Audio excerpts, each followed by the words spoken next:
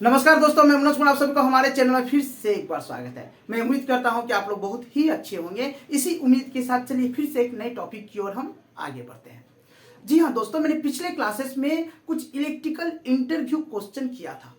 उसी सिलसिले को आगे बढ़ाते हुए हम आज फिर से कुछ 2-4 नए क्वेश्चन आपके सामने रखेंगे और उसका सही तरीके से किस तरह से एक्सप्लेनेशन देना है, किस तरह से उसका डिफिनेशन देना है, चलिए इसी के बारे में डिस्कशन करेंगे। तो आपका समय ना लेते हुए हम सबसे पहले अपने पहले क्वेश्चन की ओर आगे बढ़ते हैं। ईओडी क्रेन में, ओके ध्यान से समझिएगा दोस्तों, ईओडी क्रेन में इंडक्शन स्लीपिंग मोटर क्यों लगाते हैं? ईओडी क्रेन में इंडक्शन स्लीपिंग मोटर क्यों लगाते हैं?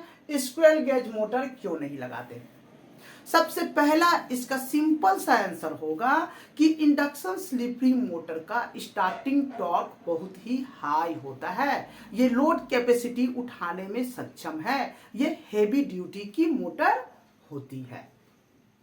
ठीक है, आप सबसे सेकेंड में हमने क्या कहा कि स्क्विरल गेज मोटर क्यों नहीं लगाते हैं? स्क्विरल गेज मोटर हमारा स्टार्टिंग टॉर्क उसका कम होता है, यह हेवी ड्यूटी मोटर नहीं होती, इसीलिए इस मोटर को हम ईओडी क्रेन में नहीं लगाते हैं। क्योंकि ये नॉर्मली हमारा मोटर जब स्क्विरल गेज मोटर को हम लगाएंगे, यह हेवी ड्यूटी नहीं होने के कारण दोस्तों इसको जैसे ही हम स्टार्टिंग टॉर्क इसका कम रहता है ना, जैसे ही इसको बार बार ऑन ऑफ करेंगे तो क्या होगा ना, ये स्टार्टिंग टॉर्क में ट्रिप हो जाएगा।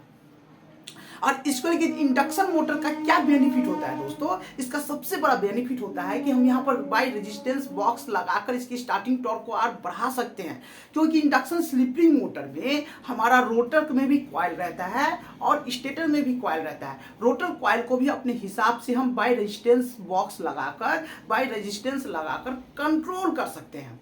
जबकि स्क्विरल गेज मोटर में हमारा रोटर का जो कॉइल फिक्स रहता है, वह एल्युमिनियम का छड़ से बना हुआ अंदर में जो रोटर रहता है वो फिक्स रहता है। उसकी स्पीड को हम नॉर्मली बाय रेजिस्टेंस देकर कम बेसी नहीं कर सकते हैं। बस सिंपली इतना आपको बता देना है दोस्तों। इंडक्शन स्लीपिंग मोटर को कैसे चेक करें? 2 नंबर क्वेश्चन है दोस्तों, ये वेरी इंपॉर्टेंट क्वेश्चन है। आप कहीं भी जाइएगा दोस्तों, आप फटाक से इस तरह क्वेश्चन आपके सामने निकल कर आएगा कि इंडक्शन स्लीपिंग मोटर को कैसे चेक करें। सबसे पहले दोस्तों आप जान लें कि इंडक्शन स्लीपिंग मोटर में स्टेटर कॉइल होता है और साथ में रोटर कॉइल भी होता है। स्टेटर कॉइल को तो हम नॉर्मली मल्टीमीटर से बाय रेजिस्टेंस चेक कर लेते हैं। तो तीनों कॉइल में इसका जो स्टार वाइंडिंग रहता है, स्टेटर कॉइल में स्टार वाइंडिंग निकलकर 3 लूप हमारे टर्मिनेशन को मिल जाता है।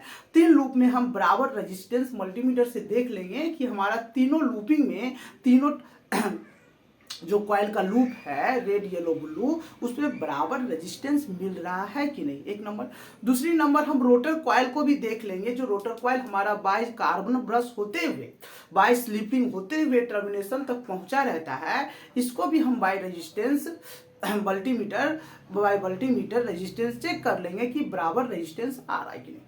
अब हम नॉर्मली बोलचाल की भाषा में स्टेटर कॉइल को प्राइमरी कॉइल और रोटर कॉइल को सेकेंडरी कॉइल के नाम से भी जानते हैं। ये आपको जानना बहुत जरूरी है। अब हम देखेंगे कि मेरा प्राइमरी कॉइल और सेकेंडरी कॉइल आपस में तो कहीं शॉर्ट तो नहीं हो रहा, कहीं स्टेटर और रोटर आपस में घिस तो नहीं रहा। उस कंडीशन में प्राइमरी कॉइल और सेकेंडरी कॉइल की हम कंटिन्यूटी चेक कर लेंगे, हमें इंफिनिटी मिलना चाहिए। एक नंबर, ये तो हो गई मल्टीमीटर से मैंने चेक किया। अब हम मेगर लगाएंगे, मेगर से यह चेक करेंगे, हम मेगर से क्या चेक करेंगे, इंसुलेशन रेजिस्टेंस चेक करेंगे, आईआर वैल्यू चेक करेंगे कि हमारा फेज टू बॉडी हमारा प्रॉपर वैल्यू है कि नहीं। ओके, मेरा कितना वैल्यू आ रहा है। ओके, हम देखेंगे नॉर्मली जो हमारे इस टाइप के मोटर होते हैं उसका वैल्यू यदि 500 वोल्ट की मेगर में, 500 वोल्ट की मेगर में हम नॉर्मली एलटी मेगर से यदि चेक करते हैं तो इसका वैल्यू इन्फिनिटी आता है। ओके, नॉर्मली इन्फिनिटी आपको मिल जाएगा। ये तो हमारा आयर वैल्यू चेक हो गया। अब सबसे सिंपली जो चेक करना है, सबसे जो लास्ट में एंड में चेक करना है, हमको रोटर वोल्टेज भी चेक करना है। इंडक्शन स्लीपिंग मोटर्स को मैंने मल्टीमीटर से और मेगर से आईआर वैल्यू, रेजिस्टेंस वगैरह सब कुछ देख लिया, मेरा सही है, बराबर है। बट हमको और इसको आगे अच्छा से कंफर्म होने के लिए कि ये मोटर प्रॉपरली में ठीक है कि नहीं, तो इसको हमको क्या करना है, रोटर वोल्टेज भी चेक करना है। वो रोटर वोल्टेज हम कैसे चेक करेंगे, मैंने पिछले क्लासेस में बहुत सारा क्लासेस में मैंने रोटर वोल्टेज का कैसे चेक करना है बाय डायग्राम बनाकर दिखाया हूँ। चलिए फिर से मैं एक बार आपको बोल देता हूँ। कुछ नहीं करना है, स्टेटर में 3 फेज सप्लाई चार्ज करना है, स्टेटर कॉइल में 3 फेज सप्लाई चार्ज करना है, और रोटर कॉइल का जो 3 लूप निकला हुआ है, टर्मिनेशन निकला हुआ है, उसमें हमें रोटर वोल्टेज चेक कर लेना है। हमारे मोटर के नेम प्लेट में स्पेसिफिकेशन में आपको सपोज मानकर चलिए कैपेसिटी, मोटर की कैपेसिटी के अनुसार रोटर वोल्टेज मिल जाएगा। मैं एज ए एग्जांपल एक 50 एचपी की मोटर लेता हूं, उसमें 50 एचपी मोटर में मैंने 3 फेज सप्लाई चार्ज किया, इसके नेम प्लेट में 315 वोल्ट रोटर वोल्टेज हमें लिखा हुआ है। डेफिनेटली दोस्तों 315 वोल्ट यदि नहीं भी मिलता है तो प्लस माइनस 310 या 320 के आसपास में आपको रोटर वोल्टेज मिल जाना चाहिए। इस कंडीशन में आप 100% श्योर हो जाएंगे कि हमारा स्टेटर कॉइल भी सही है और रोटर कॉइल भी सही है। स्टेटर कॉइल सही है बोलकर ये हमारा सेकेंडरी कॉइल को वोल्टेज दे रही है, ट्रांसमिट कर रही है, और हमारा रोटर कॉइल सही है बोलकर ये प्रॉपरली हमारा वोल्टेज जितना इसके नेम प्लेट में लिखा हुआ है ये हमारा वोल्टेज प्राप्त हो रहा है। इसका कहने का मतलब है दोस्तों कि हमारा स्टेटर कॉइल भी प्रॉपरली काम कर रहा है एंड रोटर कॉइल भी प्रॉपरली काम कर रहा है। इस कंडीशन में हम 100% श्योर हो जाएंगे कि हमारा इंडक्शन स्लिपिंग मोटर सही है। ठीक है, ओके।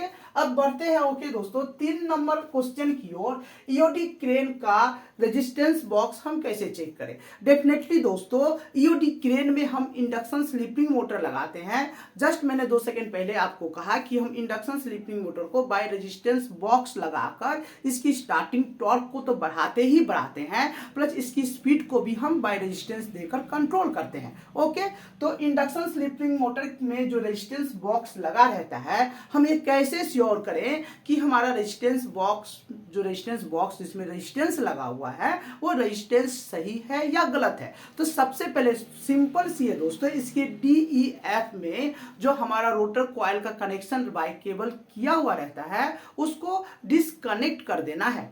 फिर से मैं एक बार कह रहा हूं, हमारे रेजिस्टेंस बॉक्स में जो DEF में रोटर कॉइल का कनेक्शन बाय केबल लगा हुआ रहता है उसको डिस्कनेक्ट कर देना है।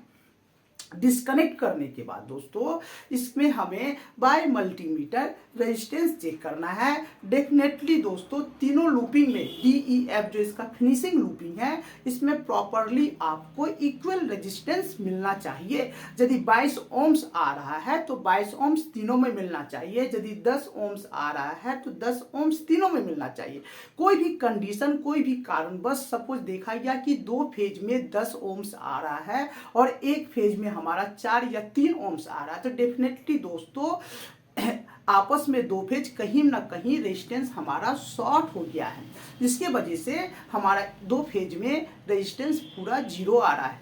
ओके, इस कंडीशन में दोस्तों हमारा जो रेजिस्टेंस बॉक्स का पार्ट बाय पार्ट जो हमने जो जिस तरीके से बाय रेजिस्टेंस कॉन्डेक्टर देकर हम इसको स्टेप बाय स्टेप शॉर्ट करते हैं ना, तो स्टेप बाय स्टेप आगे बढ़ते हुए D1 F1 E1 यहाँ पर जाकर स्टेप से स्टेप बढ़ते हुए थोड़ा सा आगे बढ़ते हुए चेक करेंगे कि कहाँ पर मेरा कौन सा रेजिस्टेंस, कौन सा फेज का रेजिस्टेंस डैमेज हो गया है। इस कंडीशन में दोस्तों इसकी आयर वैल्यू को भी चेक करेंगे, रेजिस्टेंस को फेज टू बॉडी चेक करेंगे, तो कहीं बॉडी तो नहीं हो गया उसके वजह से रेजिस्टेंस हमें अनबैलेंस मिल रहा है। तो इस कंडीशन से दोस्तों हम बाय मल्टीमीटर एंड मेगर इसमें सप्लाई चार्ज करने का कोई फंडा, कोई लॉजिक ही नहीं बनता है। यहाँ पर सिंपली दोस्तों बाय मेगर बाय मल्टीमीटर से हमारे तीनों फेज की जो रेजिस्टेंस की जो फिनिशिंग लूपिंग है जहाँ से मोटर में कनेक्शन जा रहा है, इस कनेक्शन को हम इक्वली चेक करेंगे कि हमारा रेजिस्टेंस, यदि रेजिस्टेंस बॉक्स सही है तो तीनों लूपिंग का जो फिनिशिंग सिरा है